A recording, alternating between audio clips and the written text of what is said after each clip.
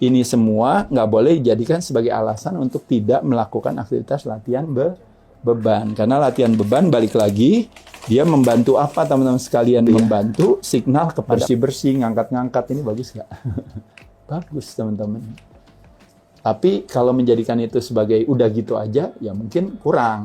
Tapi bersih-bersih dan ngangkat-ngangkat itu yang disebut dengan namanya bukan olahraga, non-exercise, tapi aktivitas tersebut thermogenesis, makanya disebut NEAT, non-exercise activity thermogenesis. Tapi itu membuat kita jadi aktif bergerak. Ketika kita bergerak, misalnya bangun dari kursi, naik turun tangga, lalu pindah tempat dari satu tempat lain, hal-hal yang movement yang kecil tapi dilakukan secara repetitif terus-menerus, berulang-ulang, berpuluh, beratus, bahkan beribu kali, itu sebenarnya membantu kita untuk mengoptimalkan yang namanya kualitas kesehatan kita. Jadi kalau istilahnya namanya stay aktif. Makanya kenapa orang tua bagus gak sebenarnya tadi ya melakukan berbagai, saya udah nyuci mobil sendiri gitu ya kan. Kalau ibu-ibunya misalnya apa, nyiram tanaman gitu ya, atau berkebun gitu ya, atau yang orang tuanya kadang-kadang mungkin apa ya, bantu bersih-bersihin ruangan ya atau apa, itu bagus sekali sebenarnya. Jadi nggak salah itunya semua.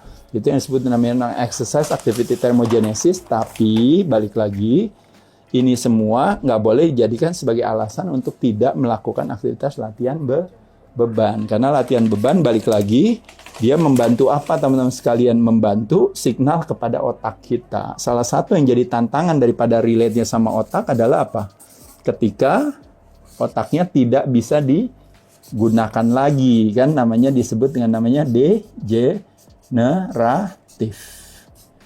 Dulu berfungsi, sekarang jadi tidak berfungsi karena semakin tumpul dia. Nah, itu istilahnya disebut dengan namanya declining secara kognitif, teman-teman sekalian.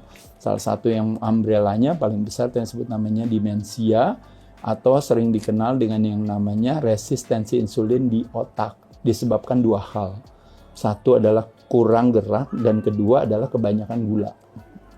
Jadi teman-teman, kalau berkenan, makanya kenapa berbagai pendekatan orang tua itu tidak hanya pendekatan dalam hal pola gerak, mechanical, tapi juga dalam hal pendekatan pola makan, chemical.